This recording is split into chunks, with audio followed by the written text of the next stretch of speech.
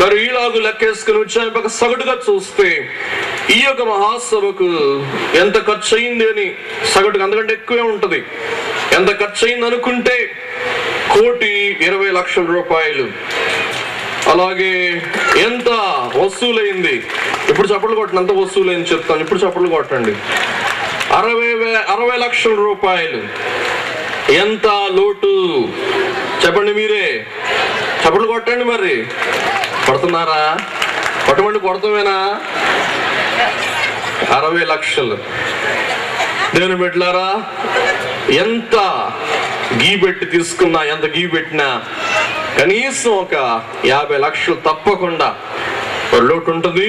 ప్రభు శ్రీమంతుడు, ఆయనే మన విశ్వాసమును కారణాధారం, ఆయనే మనకు సహాయకుడు.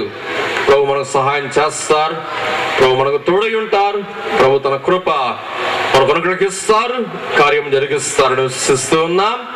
కాబట్టి ఇలాగూ 60 లక్షల రూపాయలు ప్రభు సహాయం చేస్తారు. అందరూ కూడా ప్రార్థన చేయండి. ప్రభు కృప మన తోడుగా ఉంచి ఈ లోటు భర్తీ చేసి అందరికీ కూడా మరి వారి యొక్క ప్రయాసను బట్టి ప్రతిఫలం కలుగులాగున అందరూ ప్రార్థించవలసిన కోరుతూ ఉన్నాం.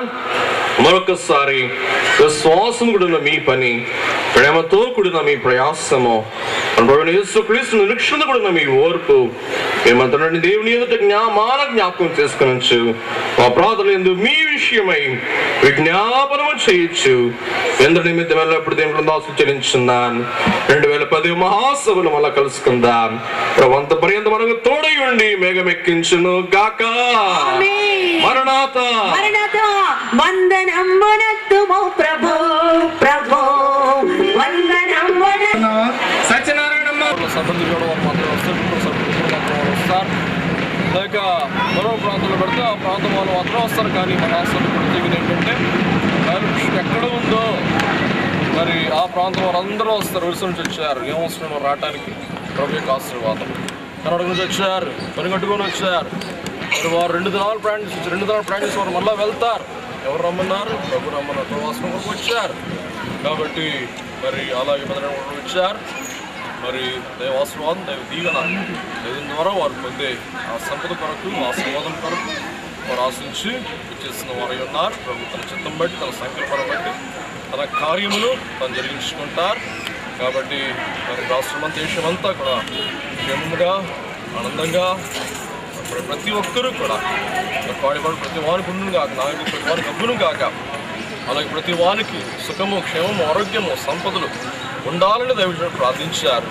కాబట్టి ఇది మరి దేవుని మిషను, ఇది అందరూ వచ్చి అందరూ ఆశీర్వదించుకునే మిషన్ అని మేము తెలియజేస్తూ ఉన్నాం.